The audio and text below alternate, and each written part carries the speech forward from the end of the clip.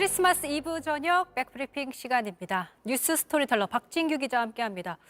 저희 등장할 때 원래 좀 다르게 오기로 했는데 그냥 들어오시네요. 네, 제가 이렇게 이제 앞으로 걸어 들어오기로 했습니다. 네, 이렇게 하기로 오시기로 했는데. 그건 아니고요. 네. 오늘 007 작전을 좀 준비를 했습니다. 네. 키워드로 해서 뉴스를 좀 풀어보려고 합니다. 네, 제가 힌트를 좀 드렸습니다. 네. 007, 제임스 본드 첩보 영화 그 시리즈 007 맞습니까? 네, 단다라단단 그 음악 아시죠? 왜 이렇게 빨리 하세요? 저작권 이슈가 네. 있어가지고 제가 직접 했습니다. 첩보 영화처럼 극비리에 진행이 됐다는 거죠. 네. 젤렌스키 우크라이나 대통령의 미국 방문 얘기입니다.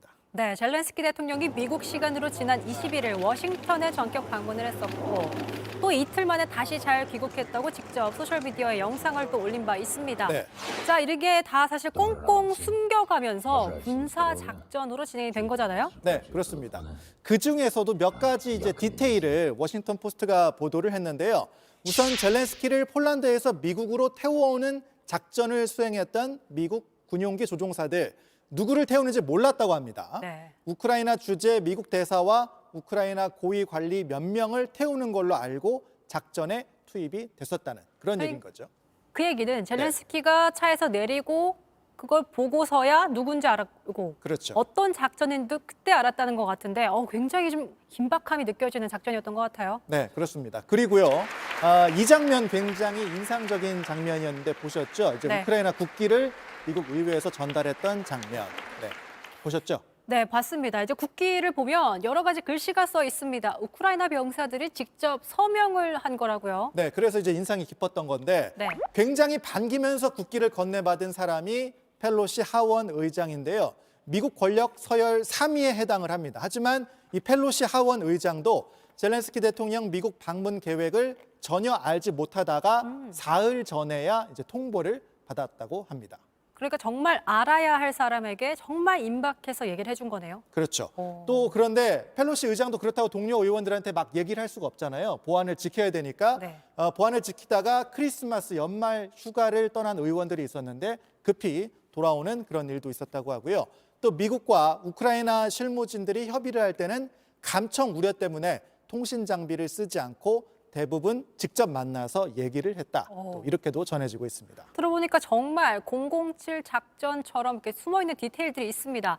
자, 이번 젤렌스키 대통령이 미국 방문이 워낙 전 세계적으로 많은 이목을 집중을 받았기 때문에 그럼 이제 궁금한 게 우크라이나 전쟁이 어떤 국면으로 갈 것인가, 끝인가 아니면 계속되는가?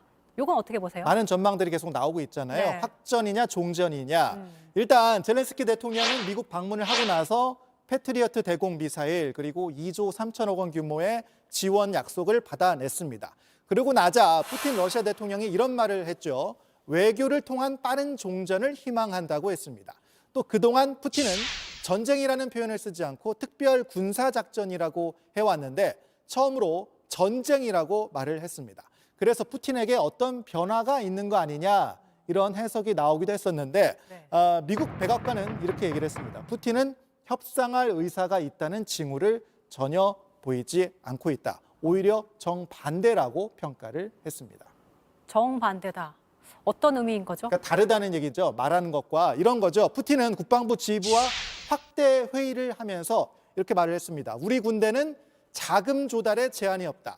국가는 군대가 요구하는 모든 걸 제공할 것. 이렇게 밝혔고요. 군 증원 계획도 논의를 했습니다. 또 현지 시간으로 어제 푸틴은 방산업체를 방문을 했고요.